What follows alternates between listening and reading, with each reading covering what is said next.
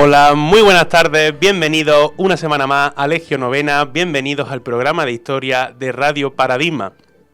Y como siempre, me acompañan hoy desde el plató mi compañero Daniel Caparrós y desde Mejorada, es que Antonio es un poco con su vida ambulante. Hoy toca Mejorada nuestro compañero Antonio Murillo. Soy el feriante de los Simpsons. Cuenta un poco, a ver, ¿qué es Mejorada? ¿Dónde está? Mejorada es un pueblo que está al lado de Talavera de la Reina. No, yo estoy aquí porque tengo que cuidar al perro de mi suegra que está de vacaciones. ¿Cómo se llama el perro? El perro se llama Tormento. Tormento. Bueno, está siendo un tormento, ¿no? ¿Está siendo un tormento cuidarlo o se porta bien? No, que va a ser más bueno que nada. Es un collie más listo que el hambre, el tío. Y Mejorada no es la última etapa, porque ¿a dónde te vas próximamente, Antonio? Si todo sale bien, y espero que sí, a León. León, cuna del gótico. Ojo, voy allí con mi amigo Ordoño y mi amigo Ramiro. Sí. León es donde estaba la Legio Décima, ¿no? Había una legión romana y por eso se llama León así. Sí, viene, no me acuerdo, ahora mismo no. Yo tampoco me acuerdo, pero sí que le recibe el nombre de eso. Sí. Madre mía, es lo que estábamos hablando antes de que empezara el programa, que como sigas para arriba, no sabemos dónde vas a terminar. Nada, me termina viviendo en Islandia allí, comiendo pescado podrido de ese. Defendiendo Galicia de los ingleses. Claro. Eso me gusta más, ¿ves? Bueno, ya veremos dónde nos lleva la vida, ¿ves? Vamos a ver. La verdad que si el año que viene, pues, tener más posibilidades de poder disfrutar aquí del estudio, pues ojalá, ¿no? Pero bueno, la vida da mucha vuelta. Bueno, hay que conocer haremos un directo allí desde la catedral gótica del siglo. Eso molaría muchísimo. ¿Te imaginas un programa de Legio allí con la catedral de León de fondo? Yo desde Granada... Firmando autógrafos a los leoneses que se acercan a escucharnos en directo. Yo lo puedo hacer desde Granada y es como la conexión Reconquista, ¿no? De los inicios al final. Principio y final. Pasando por el Valle del Guadalquivir y Fernando III. Madre mía. Espectacular. Bueno, antes de empezar con el programa en sí, queremos hablar sobre algo que nunca hemos hecho en el programa, pero creo que es interesante, y es sobre un poco la situación y digamos el programa que lleva la radio donde estamos, Radio Paradigma, que nos ha acogido de manera pues la verdad que muy, muy buena y siempre con un trato magnífico desde que entramos ya en el mes de octubre, ¿no? del año pasado. Creo que sí, sobre octubre. No sé si lo sabéis, imagino que muchos de vosotros sí. Paradigma pues es una radio pequeñita, es una radio humilde que se sufraga pues a través de las cuotas de los propios socios. Y es una radio abierta a todo tipo de proyecto cultural que tenga la sociedad cordobesa, ¿no? Porque evidentemente es una radio a nivel local. Y el objetivo de Paradigma no es otro que el de seguir creciendo y el de abrir las puertas a todo tipo de proyectos que quiera, pues dar a conocer lo que realizan, ¿no? Que es un poco lo que pasó con nosotros el año pasado, ¿no? Que teníamos un poco de historia y queríamos seguir nosotros también avanzando y de esta manera pues nos retroalimentamos, ¿no? Y nosotros pues estamos súper contentos y también animamos a toda la gente que tenga un proyecto pues de tipo cultural que quiera darlo a conocer, y aquí evidentemente tienen la posibilidad y tienen la oportunidad y las puertas abiertas. Sobre todo, ya no solo eso, sino que haya apoyo cuando nosotros compartamos programas, que se sepa que también lo compartimos en nombre de Paradigma. Vamos, siempre lo ponemos, pero que se le haga seguimiento también por el hecho de que, como dice Rafa, una radio local autogestionada, y entonces necesita sobre todo el apoyo de la propia ciudadanía, al fin y al cabo. Ya no solo es el hecho de participar directamente, sino de cuando se comparta algo, pues eso, que se tengan cuenta y diga, pues mira, le vamos a dar visibilidad, o vamos a seguir las redes sociales, vamos a ver qué hacen, no sé, un poco eso. Sobre todo porque a mí lo que me gusta es que podemos decir lo que queramos, o sea, que no tenemos tapujos. Sí. Ni, o sea, bueno, tapujos, no sé si tenemos mucho. Iba a decir que no tenemos impedimento a la hora de hablar, y tenemos un programa como queremos siempre, que es la grande radio. Eso lo sé porque me lo han dicho, que si nos pasamos un poco del tiempo establecido, tampoco pasa nada, estamos aquí muy a gusto en nuestra casa, y yo creo que también un poco pues bueno, agradecer el trato y mostrar eso, que quien tenga un proyecto cultural interesante, que aquí tienen las puertas abiertas, porque es importante y al final va en beneficio de todos que la radio siga creciendo. Y que sea en reciprocidad, o sea, que podamos conocer la ciudadanía cordobesa y al mismo tiempo la ciudadanía cordobesa dé a conocer la radio, que es que si no, o sea, si no hay las dos cosas al mismo tiempo no funciona. ¿Sabes? Efectivamente. Y bueno, dicho esto, comenzamos ya con el programa de hoy y lo hacemos con el apartado de secciones, como siempre lo hacemos.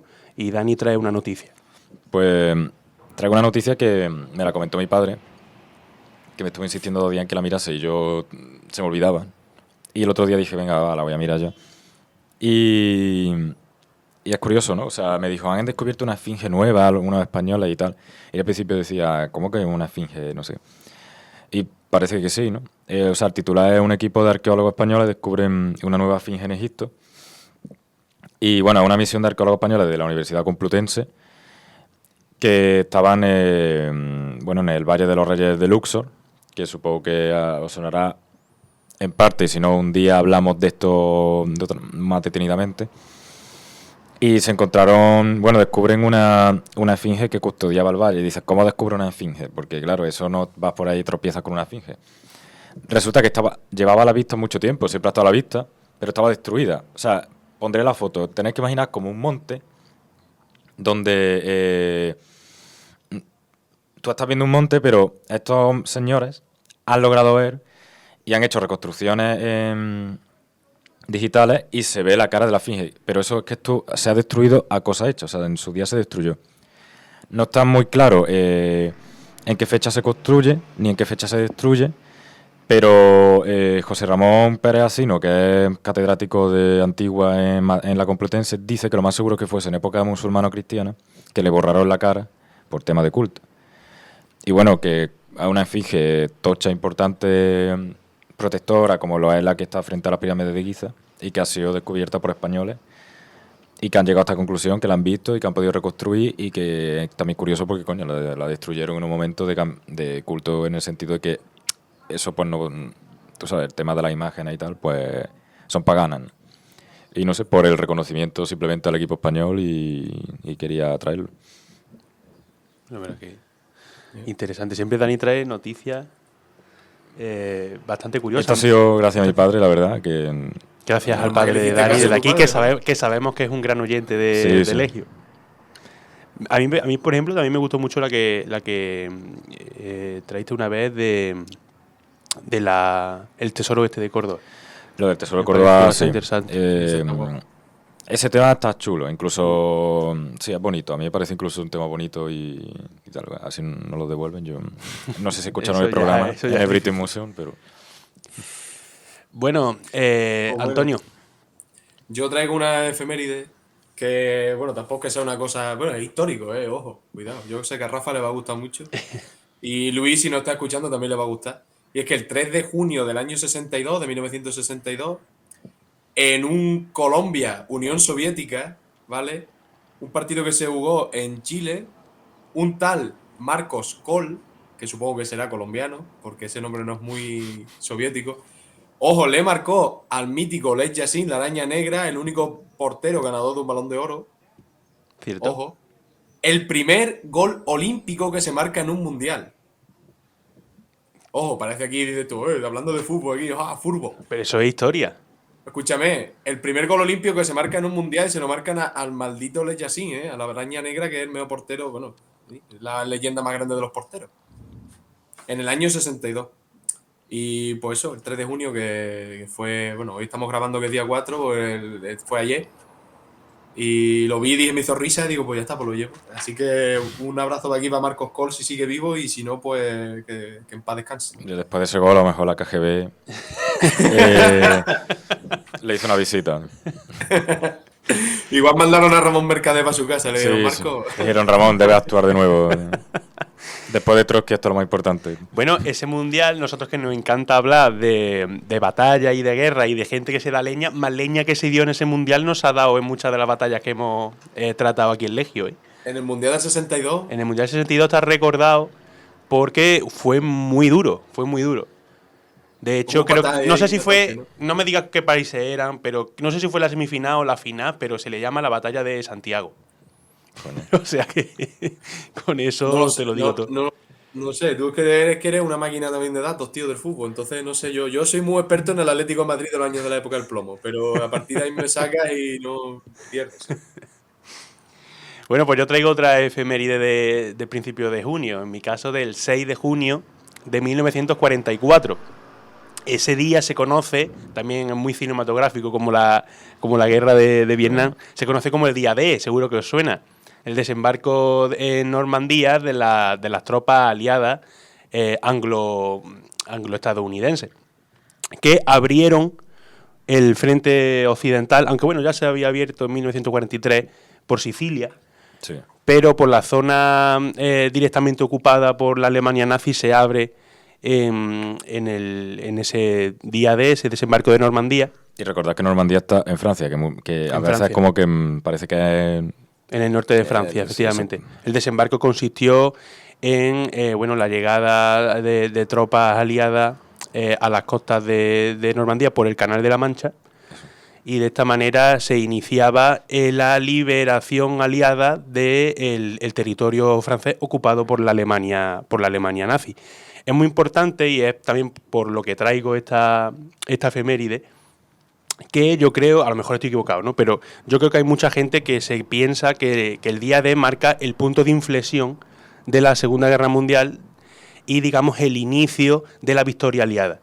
Y eso no es así. Es cierto que es un episodio fundamental en la Segunda Guerra Mundial, sobre todo porque acelera ya el fin de la Segunda Guerra Mundial y decanta definitivamente la balanza a favor de los aliados, porque abre ese frente occidental que desde hace mucho tiempo llevaba exigiendo Stalin, porque desde 1941 quien resiste en una batalla, en una guerra encarnizada contra Alemania nazi, es la Unión Soviética, y es la Unión Soviética la que desde un primer momento da ese punto de inflexión y empieza a ganarle terreno a la Alemania nazi, ¿no? Entonces, claro, evidentemente es un punto fundamental el del día D y el del desembarco de Normandía, pero estamos hablando de que ya en ese momento la guerra está decantada a favor de los aliados, y eso en gran parte es por la primero resistencia soviética y luego contraataque. Ya vemos que en 1944 es la Unión Soviética la que se está acercando a territorio propiamente alemán. Entonces, simplemente recordar ese episodio, justificando su importancia, pero no tratándolo como ese punto de inflexión que yo creo que muchas veces se ha pensado que era el día D. Salvar a Soldado Ryan, ¿no? Es importante. Sí, hombre, por supuesto. Hermanos de sangre, importante es, pero no es lo fundamental. Exactamente. Desde el 43 están los rusos ya dándole par pelo a la Alemania y haciéndolo retroceder día a día. Sí, sí. Y los ingleses en el norte de África y en, su propia... Y lo que has dicho, Sicilia, que Sicilia esa operación... es fundamental. Vale, que Italia no es Sí, la... pero mal, la liberación de Italia y todo eso también... Claro. Sí. Entonces, no se tiene tan en cuenta a veces. ¿Es importante el desembarco de Normandía? Por supuesto. El cine lo ha hecho parecer más importante que muchos otros episodios de la Segunda Guerra Mundial también.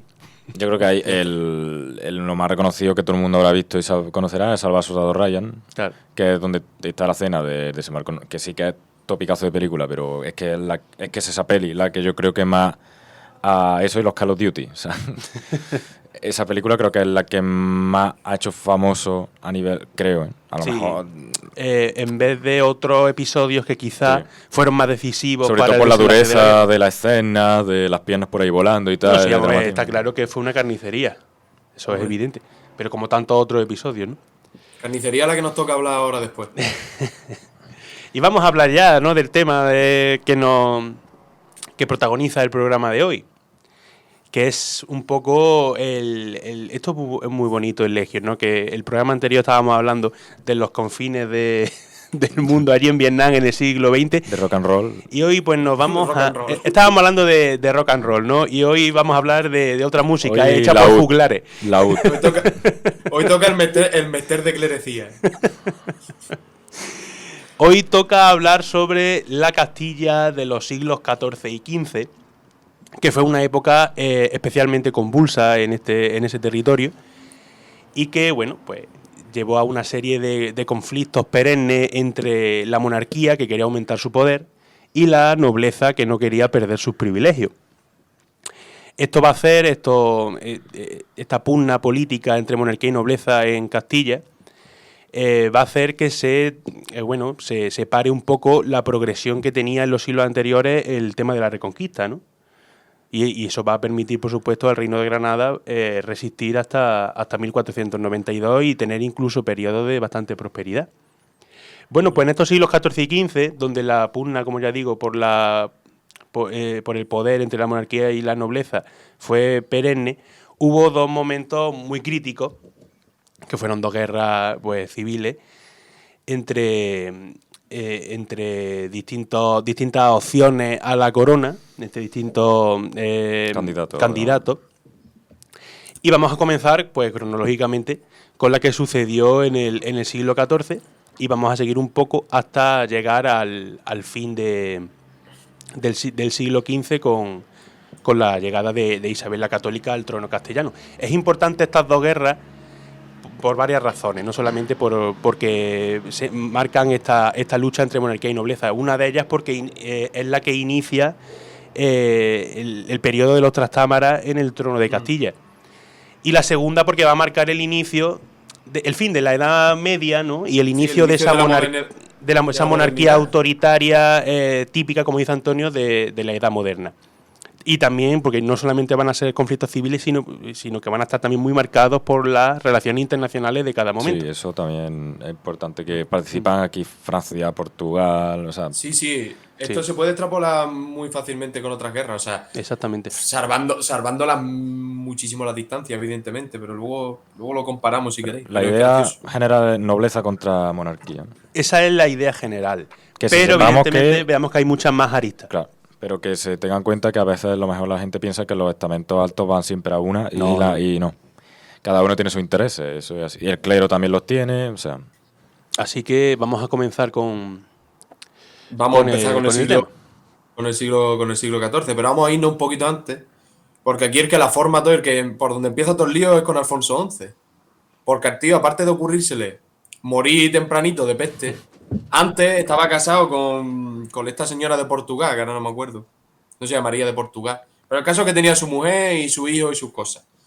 Pero como cualquier hombre castellano medio. Exactamente. Cualquier hombre castellano del siglo XIII, siglo XIV hacía esas cosas. Pero es que le dio por irse luego con Leonor de Guzmán, donde tuvo una pechada de hijos, no sé si 10 hijos o cosas así, que son los infantes de Trastámara. Y aquí dentro de esto está el famoso, que ahora vendrá luego ya, Enrique, que será Enrique II, y del que vendrán, pues, Enrique III, Juan I, Juan II... Todos los reyes Trastámara. Y hasta Isabel. Pues teniendo claro que Alfonso XI y sus cosas, pues la acaban liando, bueno, pues el que hereda el trono es su hijo legítimo, Pedro I, que será conocido de dos formas. Pedro I el Cruel, que se supone que son sus enemigos los que le ponen este sobrenombre, aunque es verdad que se lo gana un poco por las cositas que va haciendo, la verdad. Y también se le conoce historiográficamente, algunos también lo han llamado como Pedro I el Justiciero, aunque eso, bueno, por sus justicia impartió. Por sus meravilas. La justicia puede ser cruel, ¿no? Entonces, claro, la justicia puede ser muy cruel, entonces el justiciero cruel... El justiciero cruel de DC Comics. De Marvel. Este Pedro I, de verdad, es curioso, luego ahora lo vamos a ver, cómo la historiografía, no, sino la propaganda del momento, la propaganda trastamarista o de Enrique, cómo distorsiona su imagen y lo hace, vamos, lo ponen de judío para arriba, que en aquella época ponerte de judío era que prácticamente lo peor. En las dos guerras que se van a hablar, la propaganda es súper... Es muy importante. Que porque estemos en la Edad Media parece que no, vamos a quedar en ese descampado y nos vamos a pegar de palos hasta que gane uno. No. Aquí hay politiqueo. Sí, politiqueo puro y duro. Bueno, pues este Pedro I hereda un reino en crisis, sobre todo porque lo hereda en una fecha, en los años a mediados del siglo XIV, en el que la peste negra estaba riendo Europa de una manera que no es ni normal. De hecho, el padre Alfonso XI se muere de peste. Exacto, muere luchando en Gibraltar contra, no sé si contra los benimerines, creo. Contra los benimerines, en la batalla del Salado los expulsa, pero no sé si luego que en los últimos reductos que quedasen en Gibraltar y demás, ahí muere de peste. Sí. Y le deja a su hijo Tomás. toma el reino y toma a tus hermanastros. Y bueno, este Pedro I, es verdad que de primera hora ya tiene bastantes reticencias por parte de la gran nobleza, porque este hombre quería agrandar el poder real, el poder de la monarquía. Este hombre cada vez le echaba menos cuenta a las cortes y empieza a apoyarse más en la burguesía, en la pequeña nobleza, en el pueblo llano incluso, que de hecho es por lo que le viene un poco el nombre del justiciero, porque se olvida un poco de la alta nobleza, que tiene muchísimo poder en Castilla y lo seguirá teniendo hasta que Isabel diga... Hasta aquí. Hasta aquí, ¿sabes, señores? Hasta aquí, Marqués de Villena. Quería un poder más centralizado también, ¿no? Sí, claro. Sí. Aparte, vamos a ir un poco por encima porque si no podemos estar aquí 7 años hablando de Pedro y sus líos. Sí, describía así Pero, eso lo que estás haciendo, se entiende, vamos. el conflicto que vamos a hablar ahora, el conflicto con Enrique, está encuadrado en dos conflictos más grandes. Uno, el conflicto que Castilla tiene con Aragón, que de hecho es gracioso cómo empieza una de las guerras de esta época, y es porque Aragón ataca a unas naves genovesas que había atracadas en el sur de la península, que son aliadas de Castilla, pero son enemigas de Aragón. Entonces Pedro dice, ¿cómo? ¿Que mi tocayo Pedro IV está haciendo qué? Y se va y la quiere formar en Aragón, y de hecho conquista algunas zonas y invade Aragón. Y también un contexto más grande, bueno, internacional, por decirlo, bueno, esto también es internacional, porque Aragón en esta época es otro estado, ¿no? Sí. Diferente de Castilla, pero bueno, es peninsular. Pues contexto europeo es la Guerra de los 100 años. Y este conflicto en el que se va a ver inmerso Pedro contra Enrique II, que bueno, porque será posteriormente Enrique II, también se verá influido por la Guerra de los 100 años, porque los franceses, Francia, apoyará a Enrique y Inglaterra apoyará a Pedro. Sí, los franceses, los mercenarios, los llamados de la Compañía Blanca, que son como unos mercenarios franceses que apoyan a... Sí, que además, al mando de esta peña está el tal Bertrand du Guesclin. Ese... Además es muy importante el apoyo de Castilla en la guerra de los 100 años porque tiene una flota bastante poderosa. Y tanto Inglaterra como Francia, que son los dos bandos beligerantes de la guerra, son los que buscan el tener en su favor a Castilla. Entonces, claro, Pedro tenía, que era el rey de Castilla, tenía una alianza tradicional con Inglaterra, mientras que Enrique de Trastámara pues pretendía tener esa alianza con los franceses. Claro, al final, si Pedro está con unos, pues yo me voy con los otros, ¿sabes? Y al final era buscar la puerta. Bueno, episodios importantes dentro de la guerra, pues muy importante fue la batalla de Nájera, por ejemplo, que de hecho tiene varios episodios, no solo una batalla. También la batalla que hay en Toledo, en Toro, que hay varios sitios. Pero bueno, aquí se pegan de palos por todos lados y llegamos un poco al final, que cuando ya Pedro ya está en las últimas, porque por ejemplo... Pedro le apoya a Inglaterra y de hecho uno de sus apoyos es Eduardo de Wostock, bueno, el príncipe negro, ¿vale? Que era pues un comandante inglés, ¿vale? El príncipe de Gales creo que era, y este tío le ayuda. ¿Ya estaba vivo ahí el hijo de la reina por entonces? ¿Te extraña? Por eso tiene la cara que tiene ahora. Bueno, pues este señor... Ella seguro. Ella de hace mucho. ella aquí todavía era una niña, pero ya se enteraba de cosas, ¿eh? Ya sabía, ya ponía la oreja en palacio. Total, que el Eduardo el príncipe negro, pues apoya a Pedro, lo que pasa es que Pedro al final pues, no puede pagarle. ¿Y qué hacen los ingleses cuando están metidos aquí en España y no reciben el dinero? Pues lo de siempre. Saquear, piratear y esas cosas, ¿sabes? Sacaron vikinguear. Vikinguear. Está guapo esa palabra, tío. La vi el otro día en la conferencia esa que te dije. Y... bueno, llegamos ya al final, porque ya Pedro ya está medio en las últimas y le quedan 4 telediarios. Llegamos a la batalla de Montier, que es la última de las batallas de esta guerra, en el año 1369.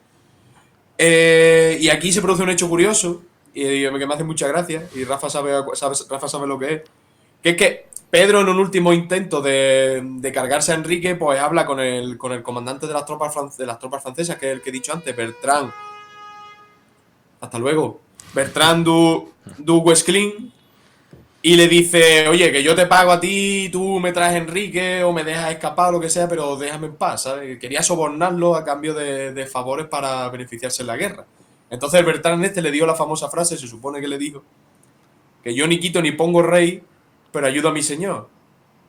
Y Sí, Pedro sí. se creería que eso era bueno, pero al final lo que hizo el Bertrand es decirle que le iba a ayudar y lo llevó delante de Enrique y Enrique le pegó 2 navajazos y se acabó la guerra. La verdad que se acabó de la manera más castellana, en plan Albacete. Sí, sí, ahí con Sí, sí, con navaja navajazos. oxidada. Sí, sí. Sí, hay varias teorías, ¿no? También dicen que Bertrand du Guesclin sujetó a Pedro, ¿no? Para que estuviera a merced de lo que hiciera Enrique. Porque Pedro dijo, porque me estás sujetando, ¿no? Y entonces, claro. Pero es Lo verdad. típico que agarra a tu amigo y le dice, suéltame que lo mato, ¿no? Y tú Claro. lo estás agarrando tú para Pero es que es verdad lo de ni quito ni pongo rey. Además me lo imagino con tono afrancesado, Sí, sí, ¿no? yo- Yo ni quito ni pongo Yo rey. ni quito ni pongo rey, pero ayuda a mi señor. O sea, me parece una frase prepotente como cuando... Una frase francesa, A ¿verdad? los rollos Roma no paga traidores, ¿no? Después de Exactamente. haberla liado tú, porque fueron ellos. Entonces, tenemos... Una frase afrancesada. Las dos partes serían, ya, o sea, como en resumen, tenemos una parte, Pedro apoya a la burguesía y apoya por la burguesía, pueblo llano, y los ingleses, o eso pretende él, y la otra parte estaría Enrique con la nobleza, clero también, Sí. y Francia. De hecho, durante este momento se produce lo que se llama la segunda revolución burguesa de la Edad Media y todo eso. Claro, Enrique le promete a la nobleza que si lo ponen a él de rey y le apoyan a él, la nobleza va a mantener sus privilegios, incluso a aumentarlos, Claro. ¿no? Por eso también Enrique va a ser conocido como el de las Mercedes, porque Es le verdad, va a sí. otorgar una serie de privilegios y de beneficios a los nobles que le han apoyado durante la guerra. Y una Claro, cosa que se le... él pretendía restaurar pues, la importancia de las cortes y eso, pues seguir manteniendo los privilegios que tenía y las Claro, mercedes que le Mercedes viene quería de ahí. conceder. Claro. Desde Mercedes viene como de privilegio, ¿no? Claro, Sí, las mercedes son regalos al final, es como sí. concesiones. Pues todas las que se llaman Mercedes son un regalo para... Y luego el tema de los... Yo lo leí y me pareció interesante, el tema del apoyo a financiero judío que tiene Pedro I, que hay mucha propaganda Eso es muy también. importante. De hecho, una de las cosas que le granjean una mala fama a Pedro es el apoyo que está diciendo Dani y también que en las fases finales de la guerra, cuando Pedro ya casi no tiene apoyo, el reino de Granada apoya también a Pedro. Entonces al final se le acaba denominando como amigo de judíos y amigo de musulmanes. Y eso le vale también a Enrique para erigirse como Sí. más príncipe de la cristiandad, todo el rollo este que se viene dando Sí. mucho eso durante estos Y siglos. para perseguir judíos en judería y demás. Hay unas cuantas persecuciones en judería y Sí. justo en ese momento. En De hecho, represalia, ¿no? De hecho, es que el antisemitismo en el siglo XIV va creciendo hasta que ya estalla en el año 1391 en un montón de pogromos, que son, pues, no sé, persecuciones, A ¿no? judíos. Sí, ¿no? persecución a antijudía. judíos. Y una de las más importantes de esto es que se produce eso en el 1391 en Sevilla, que fue espectacular. Que también Pedro, por otro lado, a los que se rebelaban también les daba Sí, sí. pa'l pelo. O sea. No, Pedro durante toda la guerra a los que iba cazando que eran contrarios suyos iba pasando cuchillo. Pedro no dejaba. De hecho, vi ayer un documental que yo no sé si será verdad, pero es que él tenía bastante, por ejemplo, la Leonor de Guzmán, que estaba antes con Alfonso, esta tía también, pues sus hijos son los de Trastámara, Enrique es su hijo, y esta mujer también estaba ahí intentando pues meter baza. Se la acaba cargando. Al conde de Alburquerque, que creo que también era como una especie de no válido. ¿Favorito? Sí, como un favorito, pero como un regente que hubo al principio, cuando Pedro todavía era muy joven, Sí. al inicio de su reinado. Un tutor, ¿no? Quizá. Sí, es como Fernando de Antequera será luego, ¿vale? Sí. Con Juan II cuando era joven. Pues una cosa así, un regente. Se la acaba quitando de en medio también. Y hay un episodio en el que no me acuerdo bien a quién es el que mata, pero creo que es uno de estos hermanos de Trastámara. Y organiza un banquete con... O sea, el banquete no es con carne humana, ¿no? Pero el cuerpo de este asesinado lo pone allí en medio y luego pone a la gente allí a comer. ¿Vale? O sea, hasta ese punto ya de un poco loco se supone que estaba. Ahora, esto no sé si es verdad o mentira porque no estaba allí.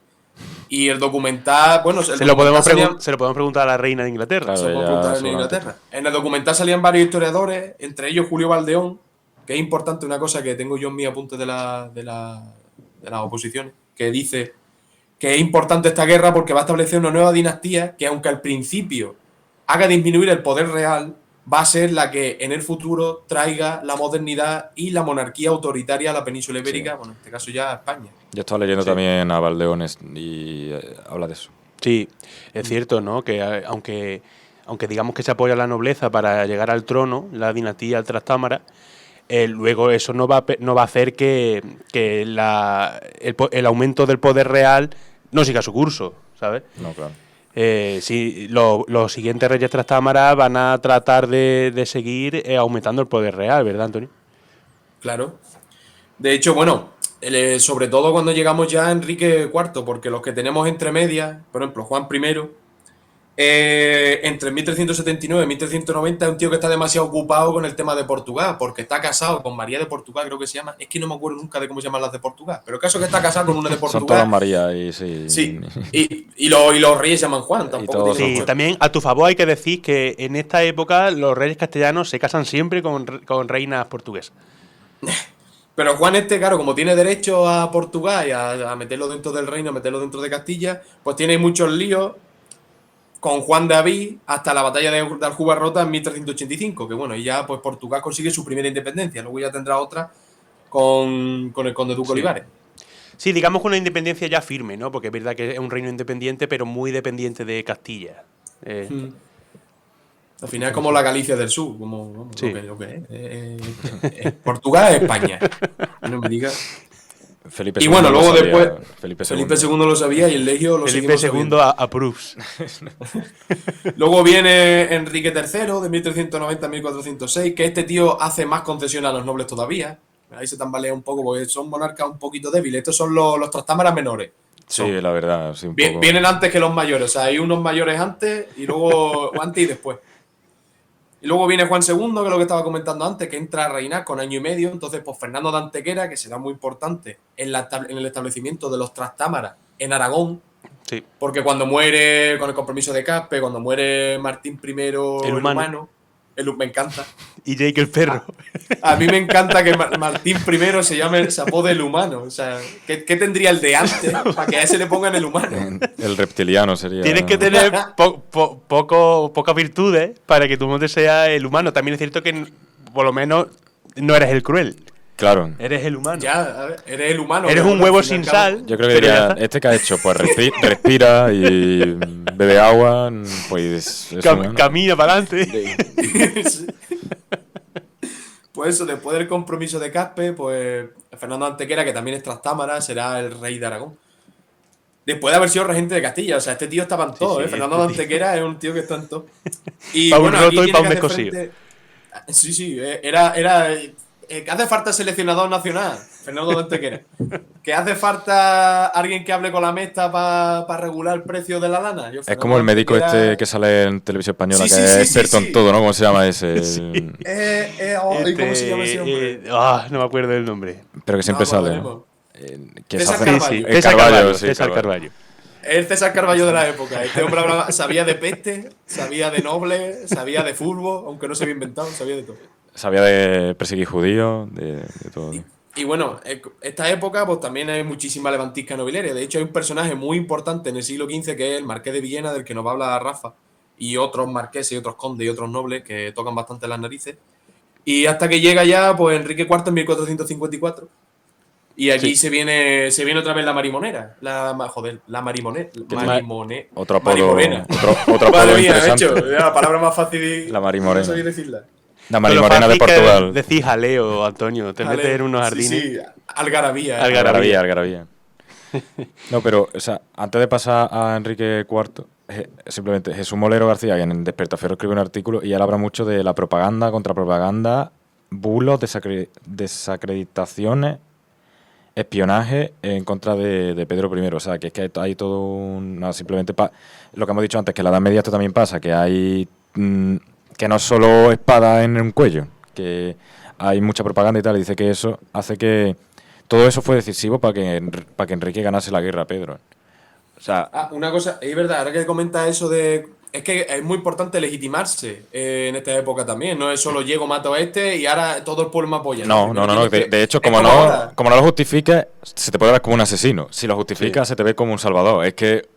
es exactamente como ahora. Antes de invadir un país, Estados Unidos nos mete 3 meses de qué malo es no sé quién para ir allí y robarles el petróleo, lo que hacen Sí, siempre. sí. Pasa que en esta época, Enrique II, cuando llega al poder para ganar más legitimidad, se casa con Doña Juana, que es la que era heredera de los infantes de la Cerda, que esto es otro follón que viene ya de Alfonso X. Alfonso X, cuando muere, no reina su hijo, porque está muerto, pero deberían reinar los hijos de su hijo mayor, que son los infantes de la Cerda, pero otro de sus hijos, que es Sancho IV, los quita de en medio y se pone como rey él. Entonces, para ganar legitimidad como descendiente, como que él debe estar en el trono castellano, pues se casa con esta señora que es heredera de estos infantes de la Cerda. No sé, Rafa, si me estoy equivocando, pero creo que era un rollo. Es que es un rollo así. Esta gente Sí, sí. es tanto rato como un Juego de Tronos. No, Esta gente no, va sí, cambiando sí. de matrimonio y de alianza según le interese en ese momento. Bueno, pues llegamos al reinado de Enrique IV, que como ha dicho Antonio, se inicia en 1454. Y al final de este reinado se van a producir las mayores diferencias entre monarquía y nobleza. El principio del reinado, no obstante, es tranquilo, es más o menos pacífico para lo que se había vivido anteriormente. Porque el que más la lía, digamos el noble más levantisco, que es Juan Pacheco, el marqués Sí. de Villena, Es un jugón, un jugón. este hombre, en los primeros años del reinado de Enrique IV, es su favorito, ¿no? Es el que manda en la política del reino. Entonces, por ahí está un poco la cosa tranquila, en los primeros años. Hay que entender que la nobleza no tiene sentido de Estado, como lo entendemos actualmente, ¿no? La nobleza actúa según su objetivo y buscando su propio beneficio. Dinástico más que estatal en ese sentido. Exactamente. De supervivencia de la dinastía y tal. No sé. Y sí es cierto que lo que busca un poco la monarquía es aumentar su poder político y sí tener ese Estado fuerte, ¿no? Controlado por el monarca. Entonces, digamos que en los primeros años, bueno, como está el señor Juan Pacheco al mando del barco, ¿no? Pues digamos que son un poco más tranquilos. ¿Cuándo van a empezar a surgir los problemas? Pues cuando a principios de la década de 1460 se va a sentir desplazado Juan Pacheco por el nuevo personaje fuerte de la política castellana, que es Beltrán de la Cueva. Beltrán de la Cueva comienza a ganar cargos de prestigio, como por ejemplo el de Gran Maestre de la Orden de Santiago. Y también va a terminar siendo nombrado el favorito, digamos que el ministro principal, por decirlo de alguna manera. El valido, vamos. Exactamente, Sí, como una especie de valido época. de Enrique IV. Esto va a sentar horrible. Muy cercano a Enrique de forma constante. Exactamente. Le va a sentar horrible, decía, a Juan Pacheco. Poco antes de eso, en 1462, iban a hacer la heredera al trono castellano, la princesa Juana, hija de, en teoría, ¿no? Claro. Aquí viene parte de todo esto. Exactamente, hija en teoría de Enrique IV y de la segunda esposa de Enrique IV, que lo tengo aquí apuntado, esto no se me olvida, es Juana de Portugal. Juana de Portugal, exacto. Que era la segunda esposa de Enrique IV. Eso es. A partir de este, bueno, no a partir de este momento, pero sí a partir de que Beltrán de la Cueva, considerado el favorito del rey, y Juan Pacheco se distancia del propio rey y va a empezar a construir una liga nobiliaria en contra del rey. Sí. Una liga nobiliaria en la que va a estar liderada por Juan Pacheco, también por el arzobispo de Toledo, Alfonso Carrillo, y muchos otros nobles importantes de Castilla. Se van a enfrentar abiertamente al rey. Van a ir proclamando la ilegitimidad de la princesa Juana, y se van a basar en que no es hija del rey. Claro. Van a decir que hija del favorito Beltrán de la Cueva. Por eso se le va a conocer a partir de este momento con el sobrenombre de Juana la Beltraneja, que es como ha llegado hasta nuestros días. Esto nace en el año 1465 a partir de la farsa de Ávila, que es donde se leen que es donde se leen todas estas prerrogativas que tienen en contra del rey, pues, y sobre todo lo que hacen es llamarlo Impotente. homosexual, lo llaman impotente, dicen que Amigo su de hija no los es suya. musulmanes, De de los hecho, judíos. Claro. ha trascendido como Enrique IV el impotente. El ¿no? impotente. A partir de este momento, claro, si dices que su hija es la Beltraneja, es de Beltrán de la Cueva, él que no puede concebir, porque por lo que sea, ¿no? Porque le llamaban homosexual, tal, le llaman el impotente. Pasa a la historiografía como el impotente. Entonces, claro, como Juan Pacheco, el arzobispo de Toledo, esa liga nobiliaria ha roto con Enrique IV, ¿cuál va a ser el candidato elegido por esta liga nobiliaria para el trono de Castilla? El hermano menor de Enrique IV, el infante Alfonso. Que en la farsa de Ávila es cuando dice Efectivamente. Alfonso será el rey y tal y cual. Como ha Sí, que dicho, tiene 12 años, ¿sabes? Sí, Como era que un sea- niño, chiquillo, era un era un niño. chiquillo. Que es un monigote que quieren poner lo usan. para manejarlo. Esto es una estrategia de Juan Pacheco de ser rey sin serlo. O sea, que claro. los grandes nobles siempre pretenden eso, ¿no? Esta liga nobiliaria, como ya ha dicho Antonio, se reúne en el año 1465 en Ávila y hacen un teatrillo, ¿no? Que ponen un muñeco de madera que era el rey Enrique IV, lo deponen, le insultan y nombran... Claro, sobre todo, lo importante es que le ponen, perdóname Rafa, le Sí, ponen el cetro, la corona y demás, y cada uno le va quitando una cosa, es como quitándole los símbolos de la monarquía, de la realeza. Efectivamente. Una Queriendo performance. decir que ese tío, sí, es una performance, le hacen un teatrillo. Y de hecho Y al está final allí lo el echan propio infante Alfonso, lo coronan allí. Pero que yo me imagino ya a Alfonso como diciendo, mamma mía, estos abuelos aquí haciendo esto, y yo no sé. Yo quiero jugar al FIFA siglo XIV aquí a la tranquilamente. espada de madera. Y... Todo esto lo hablo antes con Rafa, sale en la serie, la famosa serie de televisión española Isabel, que la de Michelle Jenner. Y Alfonso es curioso porque lo pintan así, como no sé de qué va la película, me ha tocado esto, no quiero, no sé, ¿no? Hasta qué punto. O sea, todas las series históricas tienen su drama porque si no, no triunfa la serie. Claro. Pero está bien porque si os interesa verla, es larga, la verdad, pero se ve todos estos juegos. Juan Pacheco es de los personajes más importantes y se ve cómo cambia. Ahora el rey, ahora Enrique, ahora no sé qué. Y es curioso. Y no sé, recomiendo verla en ese sentido y con esa perspectiva y con esa crítica. Sí, pero entendiendo que evidentemente es una serie de televisión con sus fallos históricos, pero que... Pero conoce a todos los grandes personajes de este momento. Y si queréis conocer bien la historia de esta época, os recomiendo que cuando se haga, que creo que será el año que viene, vayáis a ver la obra de teatro de mi pueblo, El Arcón y la Columna. Que ahí, aparte de hablarte de la historia del pueblo y del comendador de Alcántara y todo esto, te hablan de la historia general de... Pues claro, tienen parte. Y habla sobre el siglo XIV, todo el tema este de Pedro y demás, y sobre todo sobre el siglo XV, todo el tema de Juan II, lo que pasa con Fernando de Antequera y todo el tema este de Marqués de Villena y todo el rollo este. O sea, El Arcón y la Columna, ¿vale? La promoción. Y a verlo, cuando se haga, que supongo que será el verano que viene. Bueno, pues podríamos ir a verlo. Pues sí. No, si me pilla allí os invito, o sea, no os preocupéis. El Legio va al teatro. En Belalcázar. Bueno, pues como decíamos, en 1465 se produce esta farsa de Ávila y queda como el infante Alfonso como el rey elegido por esta liga nobiliaria encabezada por Pacheco. ¿Cuál es el problema? Que el infante Alfonso pues, va a morir repentinamente en 1468. Después de la batalla de Olmedo. Y efectivamente. No teníamos buena salud tampoco. No. No. Y la liga nobiliaria pues se va a pasar a defender los intereses de la otra medio hermana de Enrique IV, que es Isabel. De momento Isabel. Isabel. Isabel.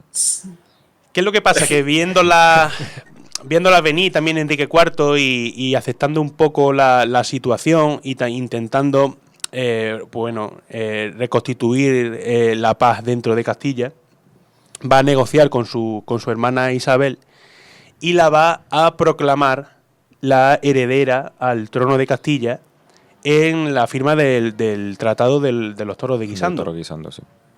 En este tratado, como ya digo, Isabel es proclamada como heredera al trono castellano, pero Enrique IV es el que dice con quién se va a casar.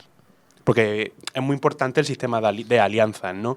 Y digamos que en este momento Enrique IV y también los nobles querían pues una alianza fuerte con Portugal, con Francia y no con Aragón. Claro. Además Aragón se llevaba bastante mal con Francia por el temas Rosellón, de Rosellón, en Italia. Temas de territorio, vamos, exactamente. que querían territorio. Vamos. Entonces Castilla quiere apostar por una alianza más con Portugal, con Francia. ¿Cuál es el problema? Que Isabel, pues, al año siguiente, con nocturnidad y alevosía y en secreto, se va a casar con el príncipe heredero de la corona de Aragón. Con su primo. Con su primo Fernando. Que son primos, que no se nos olvide que estas cosas... Que porque el papa te dé la bula, no dejas de ser Bueno, primo. con la bula, claro, tuvieron que pedir una bula papal para poder casarse entre ellos. Exactamente. Que no, al final la tuvieron, pero... Esto, ahora que lo has dicho, el Papa también juega un papel muy importante aquí. Sí, todo sí, el es rato. súper importante esto, porque al final el Papa con la bula lo que demuestra es que el papado está apoyando la causa de Isabel. Sí, pero Sí. todo eso no se consigue de la noche a la mañana. Esos son favores al Vaticano, que si visita allí, que si no sé qué, que si yo te ayudo, porque luego los franceses invaden también Italia. Bueno, Italia como país no existe, ¿no? Pero el territorio italiano. La Y península itálica. claro, Sí. y Aragón dice eso más adelante, ¿no? Dice yo os protejo, pero a cambio, no sé qué, estos rato, porque luego por ahí aparecen los Borgia y ya Sí. esto. El Papa es como el político omnipresente de Europa en ese momento. Y todos lo reclaman, o sea, por algo siempre, ¿no? Sí. Es muy importante también tener el apoyo del Papa porque a nivel simbólico es fortísimo su Claro, papel. el Papa al final es el que te legitima haciendo Claro. así. Exactamente. Bueno, pues cuando se entera Enrique IV de la boda en secreto de su hermana, pues evidentemente entra en cólera, Lo tuitea. lo tuitea, dice... Dice, cuando se casan sin tu permiso, no sé qué. Isabel, Yo flipo. Isabel le respondió, dijo, oye, va por mí, dice, no, es que he visto una serie. Es de una peli. Es una canción. Una canción. Y también la propia liga nobiliaria de Pacheco abandona el apoyo a Isabel y se va otra vez con el rey Enrique IV, porque Pacheco también tenía muchos rollos con Aragón y tenía buena relación con Francia. De hecho, en uno de los desencuentros que tiene con Enrique IV, le presta su servicio al rey Luis XI de Francia. Entonces abandona el apoyo a Isabel una vez que se entera que Isabel está casada con el príncipe heredero de Aragón. Isabel, de todas maneras, desde este momento hasta que muere en 1474 Enrique IV, va a defender su legitimidad al trono, al mismo tiempo pues atacando a la supuesta ilegitimidad como hija de Enrique IV de Juana la Bertraneja. Y va a ir ganando muchos adeptos. A lo largo de este periodo Isabel va ganando muchos adeptos, como decía también antes Antonio, en la mediana nobleza, en el pueblo más llano, la burguesía, y también ya en muchos nobles que apuestan por Isabel en vez de Enrique IV. Que recordemos que Isabel y Juana son tía y sobrina. Tía y sobrina. O sea, Juana es más joven en ese Claro. momento de la guerra. Bueno, Juana nace en 1462, pues 1468-69, pues mira, imagínate los años que tiene. Está al fin y al cabo a lo que diga, Sí, a lo que le Pacheco, diga el rey. El rey en Portugal cuando tiene Exactamente. matrimonio y a lo que le diga Pacheco y su padre. Y... Claro, los nobles al final se buscan un chiquillo, ¿no? Claro. El chiquillo se muere. Pues vamos a buscarnos a esta, que bueno, esta es más chavalita, pero la chavalita al final hace lo que le da la gana. Y dice, vamos a buscar a otra chiquilla y ya está. Claro. Y así Sí, van. sí, básicamente. En 1474 muere Enrique IV y deja el país, evidentemente, en una situación. En el país, Castilla, ¿no? El país reino. castellano. En una situación de prácticamente guerra civil abierta, ¿no? Entre los partidarios de Juana y los partidarios de Isabel. Y como ambas reclamaban su derecho al trono, pues finalmente va a estallar esta guerra. Dentro de la propia Castilla, la que más apoyos va a tener va a ser Isabel. Sí. Y de esto es consciente tanto, bueno, pues Juana como la Liga de Pacheco. El que pueblo también apoya. El pueblo apoya a Isabel. Entonces, Hay momentos, pero sí, mayoritariamente. mayoritariamente, ¿no? ¿Qué es lo que hace el bando de Juana la Beltraneja? Casar a Juana con el rey de Portugal, con Alfonso V, que era tío. Le sacaba también unos cuantos años. Sí. Era tío de Juana, porque Alfonso V de Portugal es el hermano de Juana de Portugal, que era la madre que era la de la mujer Beltraneja, de Enrique IV. De Enrique IV, que era su madre. Exactamente. O sea, es que Esto es peor que cuando llegas al pueblo después de mucho tiempo te dicen la tía de no sé quién, el de no sé quién, el que vive en la calle no sé cuánto. Exactamente. Y yo, Entonces hacen el mismo proceso, ¿no? Alfonso le manda al Papa que por favor le dé la bula para permitir casarse con su, la bula es con su permiso. sobrina, exactamente. Que luego que no se lo va a dar el Papa. No, ahí no. Y se enfada porque quizá Isabel a Fernando, bueno, yo qué sé, me imagino, o sea, que eso fue un conflicto también. Bueno, pues Juana la Beltraneja es apoyada por el Marqués de Villena, que ya no es Juan Pacheco porque ha muerto, sino su hijo, Diego López Pacheco. Y, por supuesto, por su marido, a partir de 1475, Alfonso V de Portugal, que va a aportar pues la mayor parte de las tropas del bando de Juana. Sí. También la alianza con Francia, ¿no? Aunque Francia no se inmiscuye de manera decisiva en la guerra. Es verdad que al principio va a mandar unas pocas de tropas, pero luego va a abandonar el conflicto porque estaba pasando por una tregua con Aragón. Sí, fue todo el rato tira y floja con Aragón por el Rosellón y tal. Pero bueno, no se mete de lleno en la guerra. Y por su parte Isabel pues va a estar apoyada por muchos de los nobles castellanos, cada vez tenía más adeptos, como ya decimos, también por la Casa de Mendoza, una casa nobiliaria muy importante que le va a ser fiel a Isabel. Hasta la conquista de Granada incluso. Exactamente. Y por supuesto por la corona de Aragón. Tenemos que tener claro que en esta guerra de sucesión castellana, que es fundamental para la historia de España, se eligen dos proyectos políticos. El de la unión de las coronas de Castilla y Portugal y el de la unión de las coronas de Castilla y Aragón. Que tampoco fue tan sencillo como casarse, que ahí hasta que consiguieron, porque Aragón tiene sus propios intereses también y tiene su guerra con Francia, claro, y no sé qué. Pero sí que incluso ahora podemos hablar de eso, ¿no? ¿Qué hubiese pasado si se hubiese...? Porque tiró la creación de España, de la nación histórica española, tiró lo que es Castilla y Aragón, y luego hacia Nápoles, Sicilia, todo ese territorio, y a lo mejor si hubiésemos Portugal, que tiró para África, no sé, hubiese sido una proyección tal vez distinta. Evidentemente, si la historia, o sea, si la batalla la hubiese ganado, la guerra la hubiese ganado Juana, y se hubiese proclamado reina, con Alfonso V de rey... A lo mejor Cristóbal Colón no hubiese ido a América por parte de... Y entenderíamos España como la unión de las coronas de Castilla y Portugal. Sí. Y a lo mejor Derby sería, en vez de Barça-Madrid... Benfica-Madrid. Benfica-Racing. Algo así. Pero escúchame, que en Brasil no hablarían capoeira, ¿sabes? Hablarían castellano, tío. Es curioso, curioso. Es una guerra que bueno, supuso eso, ¿no? La confirmación del proyecto político de las coronas de Castilla con Aragón. Lo que es la guerra en sí, pues se decanta. En verdad, espérate, escúchame, en verdad, tú imagínate que Aragón se queda por su lado y terminan hablando no tanto castellano, sino catalán. Y ahora hablaran como un catalán sabrosón en Brasil. Porque Aragón es lo que hubiera tenido, ¿sabes? Dios, madre mía, los metaversos estos son espectaculares. La guerra en sí, a partir de 1476, está bastante decantada para el bando de Isabel, sobre todo tras la batalla de Toro. Y tanto Alfonso como Juana se van a desplazar a Portugal. De hecho, Juana ingresa en el convento de Santa Clara, en Coimbra, sí, se hace... y no va a abandonar Portugal hasta su muerte en 1530.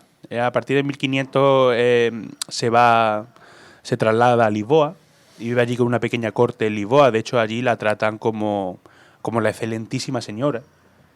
Sí, pero siempre está como de lado al final. Sí. O sea, Juana desde que es niña es un objeto político. Es un objeto político, a merced de lo que se requiere de ella a nivel político. A nivel personal, creo, esto es tirarme el rollo. A nivel personal psicológico, tuvo que estar siempre como, no sé, apartada, ¿no? Sentirse apartada, no sé, o usar, no sé, yo... Totalmente. Isabel tenía más determinación.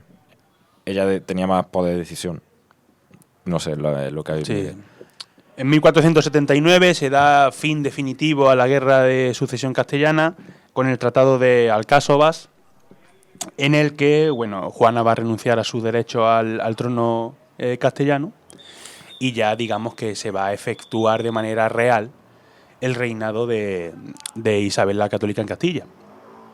Además, ese año de 1479 va a dar la casualidad de que va a llegar ya al trono Fernando en Aragón, sucediendo a su padre, y pues bueno, se inicia este periodo tan importante, ¿no?, de la historia de España como la de los Reyes Católicos, y se van a comenzar a dar los primeros pasos para crear esa monarquía autoritaria en la que ya el poder real no fuera discutido por la nobleza. Y digamos que acaba esta batalla sin fin durante 2 siglos entre monarquía y nobleza con la victoria de la monarquía de manos de Isabel. Así que bueno, hemos dado un poco ese repaso, ¿no?, ese recorrido por los siglos XIV y XV de Castilla, que la verdad que es bastante interesante. No vamos a entrar en el reinado de los Reyes Católicos porque es que eso da para otro programa. Eso da para unos cuantos. Pues, podemos estar aquí hasta que vamos. A mí sí que me parece interesante algo que dice Manuela Fernández y Leandro Martínez. Tienen un capítulo que dedican en un libro que se llama Nacimiento del Estado Moderno. Que ellos hacen la pregunta, que esto podría servir como debate, pero bueno, tal vez en otro momento podríamos hablar de esto, ¿no? Dice, la primera pregunta a plantear es si la guerra de sucesión fue realmente un conflicto sucesorio. Porque ellos dicen que es cuestión esta que requiere un análisis más profundo de lo que pudiera parecer a primera vista, porque ellos entienden que realmente los enfrentamientos en estos años se configuran en torno a un doble eje. Una lucha entre nobles y la corona sobre el reparto del poder estatal y una lucha entre facciones notables por el control de ese mismo poder. O sea, que si realmente estamos hablando de lo que importa es quién suceda, o si de lo que importa son los intereses de los nobles, por ejemplo, como Juan Pacheco. Porque a la vista está que Juan Pacheco lo que quiere su interés propio, sí, porque no tiene problema en aliarse con uno y luego irse con el enemigo para luego volver otra vez con el que estaba. Que entonces eso es verdad, que esa perspectiva me gusta, porque en el caso de Isabel sí que creo que era un proyecto más hacia la persona. Sí. Pero en el caso de Juan o de la guerra anterior es un proyecto más hacia lo que los nobles quieren. Eso de ni quito ni pongo rey, en realidad lo estaban haciendo constantemente. Pasa que es una forma, te lava las manos, ¿no? Porque es como... Pero... Y en Isabel es curioso que se note que sea un proyecto personal, porque ya va a la deriva hacia el Estado moderno. Ya sí que Isabel sí cuenta como la reina, no es tanto lo que los nobles digan, me da igual. Yo callo a los nobles o yo hago lo que los nobles. Tiene un proyecto de Estado firme. Tiene un proyecto de Estado y ya pues eso, la edad moderna y con todo lo que eso conlleva. Yo creo que a mí me interesa mucho esta parte de la media. Así que los que escucháis este programa y no hayáis visto la serie de Isabel, podéis echarle un ojo con perspectiva, pero ya os sonará los personajes. Sí. ¿No? Y viene bien este programa para ponérselo antes, para no llegar a la serie sin saber absolutamente nada. Ya llega a la serie ubicado. Claro. Que está ahí el Fernando de Aragón Guaperas. Así que ya sabéis, si no habéis visto la serie, poneros primero este programa. Hacerme el favor. Antes que Televisión Española, a nosotros. Bueno, pues no sé si queréis decir algo más y si no, pues pasamos al juego.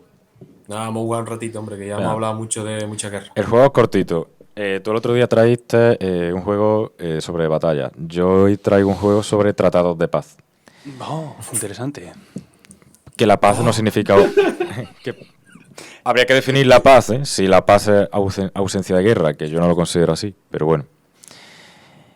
Os voy a decir distintos tratados de paz y a veces tenéis que decirme a qué guerra puso fin, otras veces tenéis que decirme cuál es el impostor, quién no firmó ese tratado de paz. O sea, es un poco lo que traje yo el año un mix.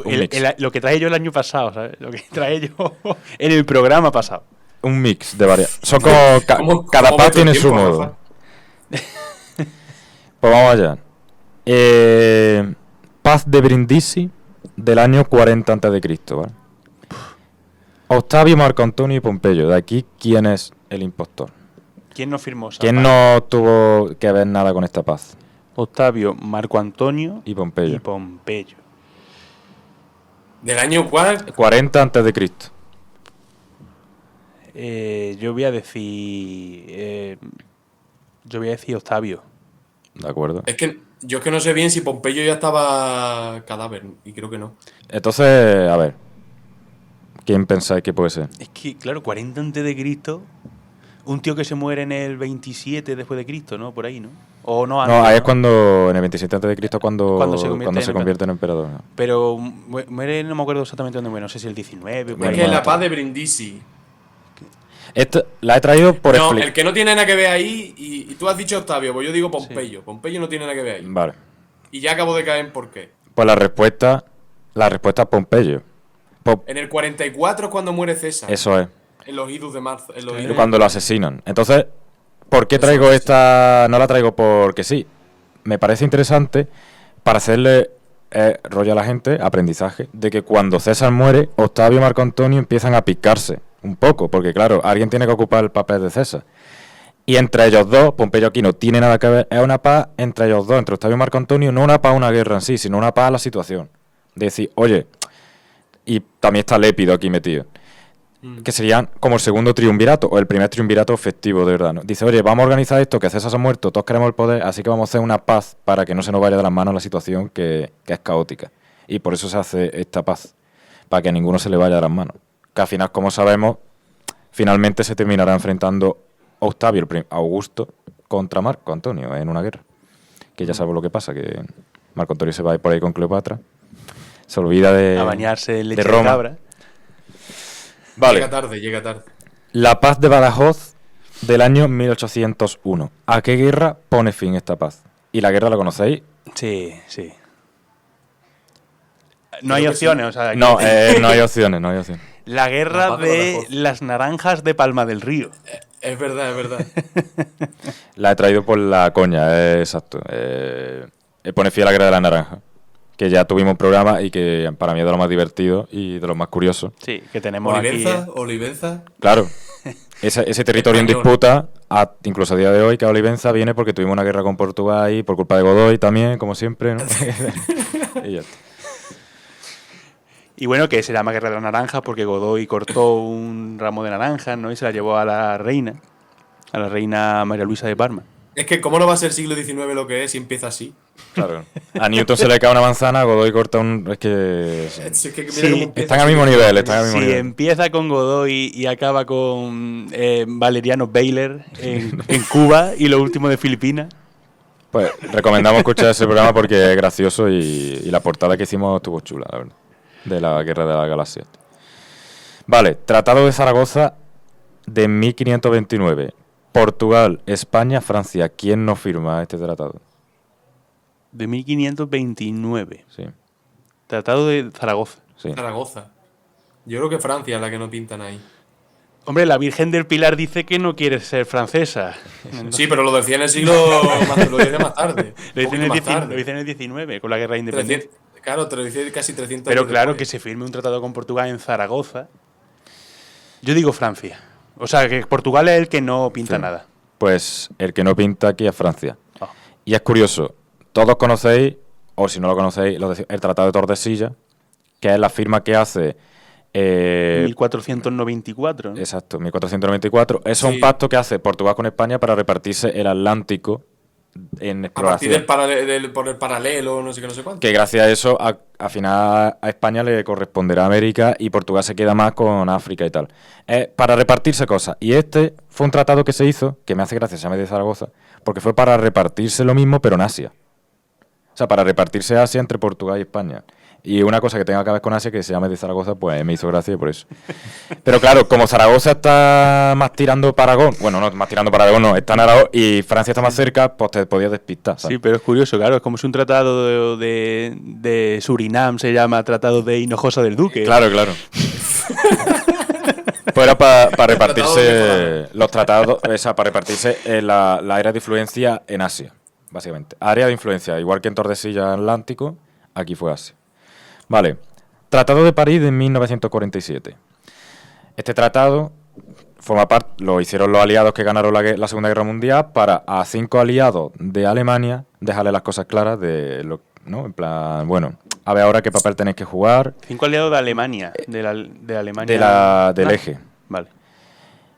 Fue en concreto para, o al menos eso tengo entendido, este tratado de 1947 fue en concreto para ver qué se hacía con ellos, igual que se hizo con Alemania y con Italia y tal cosa. Entonces, son 5, pero voy a decir 6. Uno de ellos no fue aliado del eje.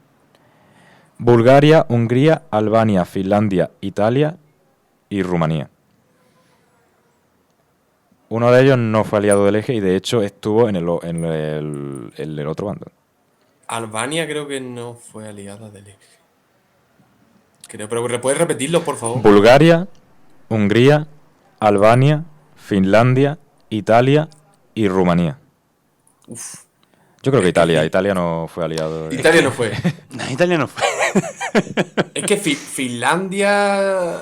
Pero no es que lo fuera, no. Finlandia es que era enemiga natural de la Unión Soviética. Pero Finlandia Por el no, tema de- Finlandia no Claro. se pasa la guerra entera siendo conquistada ocupada. por la Unión Soviética. No, al principio es ocupado por los nazis. Y de hecho de ahí hay bastantes operaciones. Claro, pero Yo dudo por Finlandia y, Y por, Finlandia, y por Albania.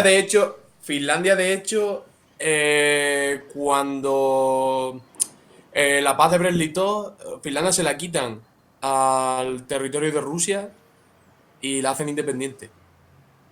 Y creo que desde entonces es independiente porque Sí, la no, Unión Soviética no recupera territorio pero- hasta luego ya acabar la Segunda Guerra Mundial. No, pero en el 39 hay una guerra entre la Unión Soviética y Finlandia al principio de la Segunda Guerra Mundial. Que invade la Unión Soviética, invade Finlandia. Ah, pues entonces. Lo que pasa que, claro, es que todos estos países que ha dicho Dani, ya en el 47 están en la órbita soviética. Y Albania, que no entra en la órbita soviética, pero Albania, los propios Sí, pero partisanos albaneses. ¿no? Sí, entra en la órbita de la Yugoslavia, un poco de Tito y todo esto. Aunque bueno, entra en la órbita, pero se queda aparte, porque Sí, Albania sí. tiene muchos problemas con Yugoslavia. Yo Sí, sí. creo que es Albania la que no entra, la que no colabora, porque está demasiado al este como para que las tropas nazis lo hubieran ocupado, porque Hungría no es que participase, Hungría es que estaba ocupada por los nazis directamente. Sí, sí, Rumanía, Por Bulgaria. ejemplo, ¿sabes? claro, Y hay que tener en Rumanía cuenta igual, que el Bulgaria tema igual. aliado, la Francia de Vichy aliado, pero porque es la parte ocupada de Francia. También puede verlo de Sí, esa sí. perspectiva. Complicado, es complicado. Yo voy a decir. Yo creo que es Albania. Yo voy a decir. Por decir algo distinto a lo que dice Antonio, voy a decir Finlandia, pero. Es Albania. Es Albania la que no fue aliado. Finlandia sí que tuvo un papel importante. O sea, por eso, la lucha contra la Unión Soviética y tal, sí que estuvieron, en apoyo, ¿no? Pero es Albania, de hecho Albania forma parte del otro bando, por así decirlo, pero la ha incluido ahí para despistar, pero sí, era Albania. Es un poco todo lo que ha dicho Antonio y demás. Esta era complicada, la verdad. O sea, está claro, Rumanía, Italia, Hungría se tienen claro. Hombre, Italia es el mítico. Hombre, Italia... Si tú dices Alemania nazi, su aliado, se te viene a la Italia. cabeza Benito Mussolini. Aquí no está Japón, pero bueno, no les tocó jugar a Japón. Pero porque es que Japón fue del eje, pero por su cuenta. Sí, o sea, tiene su propio juicio de Nuremberg, igual que... Sí, tiene su juicio que de Que Tokio. lo tuvo Alemania. Y el último, el Tratado de Constantinopla. Aquí ha habido un error y se han escrito dos fechas. Entonces, a ver qué fecha es la de verdad. Hubo un Tratado de Constantinopla en 1832 que puso fin a, digamos, el dominio otomano en Grecia y surgió el reino de Grecia independiente. O hubo un Tratado de Constantinopla en 1382 que fue una paz temporal entre bizantinos y otomanos, que fue la última paz temporal y ya fue guerra perpetua hasta que se conquistó Constantinopla en 1453. ¿Cuál es la fecha de verdad? La otra me la he inventado. Una de esas sucedió de verdad y se llama Tratado de Constantinopla. O independencia de Grecia de los otomanos en 1832, o la última paz antes de la conquista final por parte de los otomanos del Imperio Bizantino. Yo, por lo detallista que ha sido en la segunda fecha y lo poco detallista que ha sido en la primera, voy a decir la segunda. Vale. Pero es que parece que las dos son verdad, en verdad, ¿eh? Sí, claro. Yo pues creo que la pueden primera, serlo, pueden serlo. la primera que has dicho en 1832 es la farsa, porque creo que no es 1832. Creo que es 1830 o 1831 como mucho, cuando los otomanos reconocen la independencia de Grecia. No sé si ya se llama Tratado de Constantinopla o no, pero creo que no fue en el 32, fue un par de años antes. O el o- tratado del Panathinaiko o alguno de esos. Sí, el tratado de Nicopolidi. El tratado Katsuranis. Entonces, cada uno dice una y Sí. la respuesta correcta es la primera, en realidad. O sea, en el año 1832 está el Tratado de Constantinopla, que digamos que termina derivando en que se cree el reino de Grecia. Pone fin a la ocupación otomana de Grecia, por así decirlo. Pero en el 32, ¿no? En el 32. Sí. Pero vamos, que... Vale, Sí, a lo mejor la guerra se acaba Estoy tirando el antes. pisto. A lo mejor la guerra se acaba cuando dice Antonio. Pero No, la guerra se acaba incluso bastante antes. Si la guerra se acaba a lo menos en el 27 o cosas así. La revolución empieza en el 21 con lo de las heretrías estas, las sociedades secretas y todo el Mira. rollo. Pone Tratado de Constantinopla 1872, por el que se puso fin a la guerra de independencia de Grecia. Entonces Pero- la farsa era la otra, ¿no? Claro, Mm. pero que luego hay otro en el 1913, por el que se fijan los límites territoriales entre Bulgaria y el Imperio Otomano. O sea, que hay varios. Pero he cogido esto, y el primero me lo he inventado, no llega a es ser. una ciudad muy solicitada para los tratados de paz. Es como París. Si te das cuenta, toda guerra que se precie tiene que tener un tratado de paz en París. De hecho, hay un Tratado de Constantinopla en 1479 que firma la República de Venecia con el Imperio Otomano para poner fin a la guerra. Pero el que yo he dicho, ese me lo he inventado. No, ahora te imaginas que existe también. En plan, no hay un Y aquí tú quitándome la razón. no hay un APA de Constantinopla en Pues ese año. se ha acertado tú. Tú has dicho que era falso el segundo, ¿no? No, yo he dicho que era el verdadero, el segundo. Ah, hemos fallado los dos porque yo decía que era falso la primera. O Pues sea que...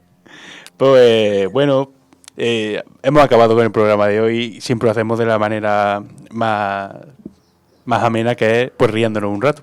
riéndonos de la desgracia de otros en el pasado, ya está, de guerra y de... A ver, ¿qué vamos a hacer? Si es que... Probablemente sea el próximo, el último programa de la temporada. Sí, de esta temporada sí. Bastante probable que sea así.